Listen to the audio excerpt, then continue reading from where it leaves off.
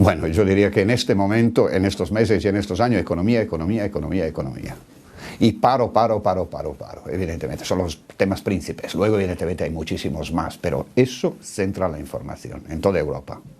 Mira, todavía resisten los tópicos y en algo tenemos la culpa algunos corresponsales o unos cuantos corresponsales. Algunos lo perpetúan el tópico. Uno que ya está de vuelta, que lleva años, evidentemente ya no habla de tópicos porque se ocupó de eso los primeros años y luego ha rectificado, ha corregido, ha explicado, ¿no?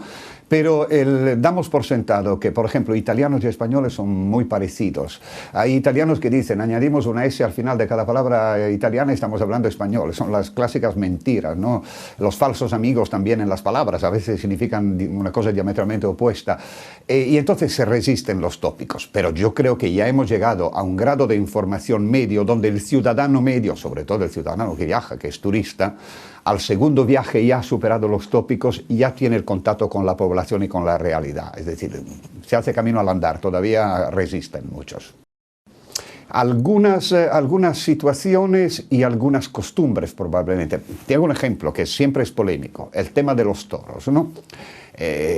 Aquí no se trata de un debate entre animalistas y los otros, no es una cuestión animalista. Evidentemente hay culturas que no tienen en su propia cultura la sangre, que no entienden el espectáculo de la sangre. Luego, tú le explicas, sin tomar postura ninguna, de que sí, es verdad que se aman los animales, pero luego te explican que es un arte plástico, que tiene su tradición, que tiene su historia, que esos toros no existirían si no hubiese la corrida, etc. Entonces es muy complicado, intentas explicarlo, pero siempre sin tomar postura. Entonces ahí, por ejemplo, en este tipo de cosas hay dificultad. Luego, por ejemplo, algunas dificultades de explicar el lenguaje. Los españoles son los únicos al mundo, creo, que me lo demuestren si no es así, que, por ejemplo, para salir declaran las intenciones. En todo el resto del mundo se dice, nos vemos el viernes. Aquí se dice, vamos de copas. Es decir, el desmadre en la borrachera del fin de semana, la conjunción accidente de carretera, juventud, droga, y eso llama poderosamente la atención. Es decir, un pueblo que parece que vive a cuerpo de rey, como si fuese el último día de su vida, rompiendo todos los tabúes posibles. Entonces, la exageración española llama la atención. Yo vine aquí prácticamente a contar la transición, que para un periodista es una aventura impresionante, ¿no? Estás contando un país. Yo vine a España que llevaba 30 años de retraso, era el norte de Marruecos esto. Para un italiano que venía aquí cuando vine yo, hombre. Y luego se entra en la Unión Europea, estoy haciendo saltos evidentemente, en medio pero tenemos una transición. Transición significa ver personajes enfrentados ideológicamente y enfrentados por historia también familiar, personal, etcétera, que volcaban todo, ojalá ocurriera ahora, para construir este país. Entonces el periodista, sobre todo el corresponsal, era un cómplice, hemos sido cómplices. Le hemos dado cobertura internacional, es decir, el apoyo fuera. Yo creo que la prensa internacional ha contribuido mucho, por ejemplo, a que España esté en la Unión Europea. Francia no la quería. Italia la apoyó, los periódicos italianos apoyaron, pero también periodistas franceses se apoyaron. Y entonces, siendo cómplices, eras partícipe también de lo que te contaban off the record. Sabías ya lo que iba a ocurrir a lo mejor el día siguiente. Y entonces las fuentes con la complicidad son tan fáciles como yo conocí a Felipe González que se llamaba Isidoro, imagínate tú. Estamos hablando, que tampoco es prehistoria, es anteayer. Al principio a algunos nos costó un poquito entender a Manuel Fraga, sabes que habla muy atropellado, pero no ahora, siempre, de toda la vida. Y luego interpretar a las peculiaridades regionales.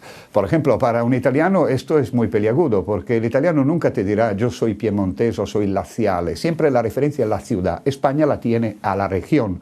Entonces, explicar esto cuando nacían las autonomías fue un pelín complicado. 23F. No orgulloso. Creo que hemos transmitido el mensaje correcto que había que transmitir en ese momento. Sí.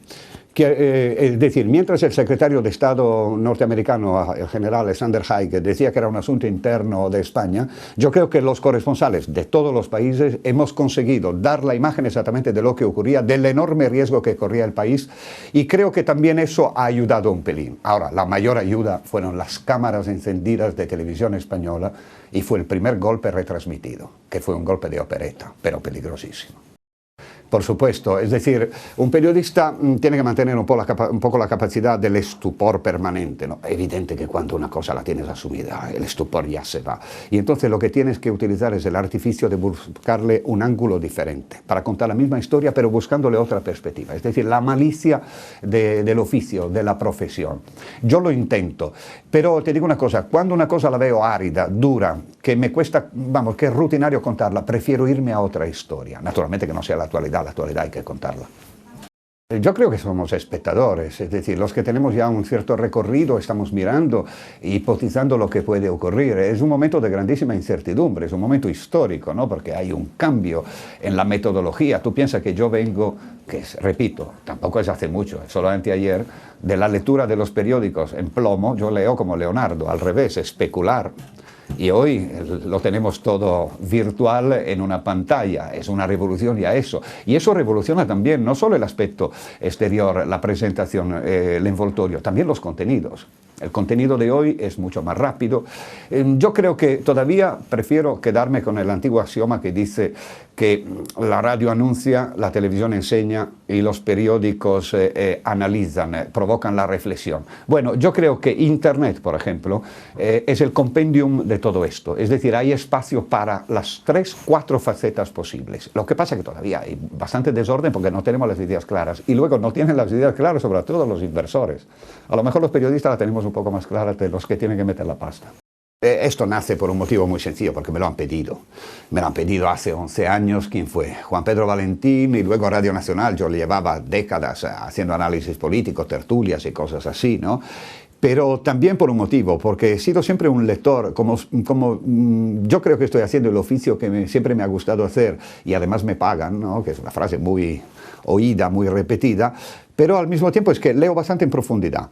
Y soy un buscador de errores, gazapos, metedura de pata, gilipolleces de mis colegas, ¿no? Tenía una página web que tuve que parar por invitación de algunos directores que me decían, me pones a parir la redacción, ¿no?